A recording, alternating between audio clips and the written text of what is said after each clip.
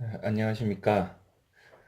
제 1205호 신문 브리핑 2018년 11월 12일 월요일 브리핑 시작하겠습니다. 예, 지금 오늘은 좀 비가 옵니다. 운전 조심하시고 감기 안 걸리게 조심하시기 바랍니다. 자, 감사 문구 볼까요? 세상은 감사하는 자의 것이다. 감사함으로써 세상은 더욱 아름다워지기 때문이다. 나는 그렇게 살아왔고 앞으로도 그럴 것이다. 참 좋은 말입니다. 이 감사하는 사람이 세상을 가진다 이런 뜻인데, 자, 음미해 보시고요. 자, 정치 외교 특이 내용 없습니다. 그리고 경제 일반에 보면 뭐 통계청 자료가 나온 게 있어서 제가 간단하게 올려드렸습니다.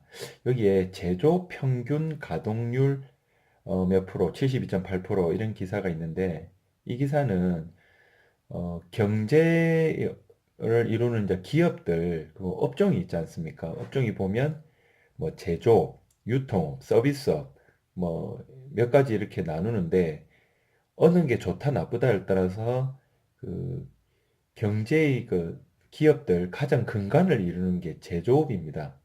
뭐 서비스 상품이든 유형의 물건이든 뭔가가 만들어져야지 어떤 일이 시작이 되거든요. 그래서 이 제조 평균 가동률이라는 게 참 그 아주 이제 기본적인 그런 의미가 있어서 이런 부분을 좀 인지하시라는 뜻에서 올려드렸습니다. 뭐 당연히 요즘에 경기가 안 좋으니까 지표가 썩 좋지가 않습니다. 가장 낮은 수준이다 이렇게 나와 있고요. 금융 부동산 부분에 보면 어, 지금 이제 미중 전쟁이라든지 그다음에 이제 미국이 금리를 올리면서 우리나라 금융시장에서 돈이 빠져나가고 있는 거 다 아시죠? 그런데 그래서 이제 금융시장이 안 좋기 때문에 대부분 뭐 주식 가지고 계시는 분은 팔고 펀드 해약하시고 투자했던 금융자산에서 돈을 빼고 있는데 베트남 펀드는 오히려 돈이 더 들어오고 있다. 여기도 8% 손실을 하네요. 왜 그러냐 보면 이제 어, 그 베트남 경기가 이렇게 좀뭐 활성화될 거다 이런 겁니다. 그러니까 이제 얼마나 베트남 시장이 클 거라고 사람들이 믿으면 이 전체적인 이렇게 하락장에서도 이렇게 하냐 뭐 이런 뜻에서 좀 특이한 기사 같아서 올려드렸고요. 그다음에 이번에 보시면은 차등 의결권에 대한 기사가 있어서 올려드렸습니다. 이게 뭐 어떤 법안이 통과됐다든지 확정된 그런 건 아닌데, 뭐 한국경제신문에서 국회의원들 대상으로, 근데 여기에 보시면 그냥 국회의원이 아니고, 산자 중기위, 그러니까 국회 각 소위나 이제 위원회가 있거든요. 그래서 차등 의결권 관련된 어떤 그 국회 산하 위원회입니다. 그래서 여기 있는 국회의원들한테 물어보니까 찬성하는 사람이 훨씬 많더라. 뭐 이런 내용입니다. 그리고 차등 의결권제도 밑에 이제 용어 설명에서 좀 추가로 설명을 드릴게요.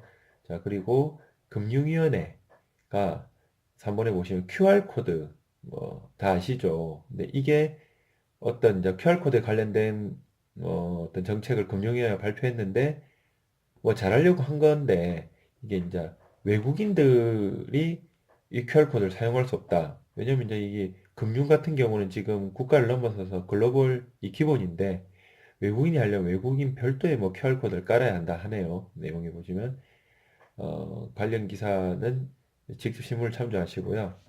자, 그 다음에 그 유명한 이제 광군제가 11일 날 있었습니다. 근데 요때 어, 정말 이 판매액이 작년보다 더 늘어났다네요. 근데 이게 의미가 있는 게 이제 지금 미국과 중국이 항상 한참 이제 통상 전쟁 중인데 그러면 이제 중국이 지금 사실 그 미국한테 좀 당하고 있는 상황인데 어 그럼에도 불구하고 더 늘어났다 이겁니다. 어, 참 이거는 보면은 정치적인 어떤 국제 정치적인 거를 어떤 그 알리바바의 어떤 뭐 그 기술 그다음에 어떤 그 경제 논리가 더 앞섰다는 뭐 그런 의미도 될 것 같습니다. 자, 그리고 어, 뭐 LNG 관련된 기사는 친환경과 맞물려 있어서 제가 올려드렸는데요. 중국이 LNG를 수입량이 우리나라를 능가섰답니다. 아시아에서 원래 우리나라가 제일 많았는데 중국이 이거는 어떤 에너지나 관련된 어떤 무역이나 유통 관련된 흐름을 보시라고 올려드렸고요. 자, 밑에 차등 의결권 있습니다. 앞에서 나왔던 이 차등 의결권은 말 그대로 의결권에 차등을 둔다 이겁니다. 우리나라는 뭐 주식을 한 주 갖고 있으면 한 주만큼 의결권. 그래서 총 주식 수가 100주인데 내가 한 주 갖고 있다. 그럼 100분의 1, 1%. 이게 이제 우리나라인데 외국에는 그렇지가 않습니다.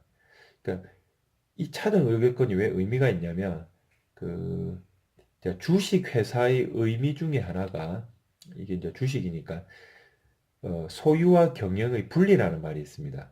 소유는 즉 어, 그 주식수, 아까 뭐 100주 중에 한 주를 갖고 있으면 100분의 1만큼 소유한다는 의미고, 경영은, 어, 이제 주주총회라는 게 있지 않습니까? 그래서 주식회사의 주인은 주주이고, 그 주주들이 모여서 하는 주주총회에서 어떤 의결이 통과되면, 뭐 대표이사도 해임시키고 막 그러지 않습니까? 근데, 어, 방금 언급했던 소유와 경영에서 소유에는 영향을 미치진 않지만, 경영에 영향을 미친다는 겁니다. 그래서 의결권이라는 것이 쉽게 말하면 경영권인데요.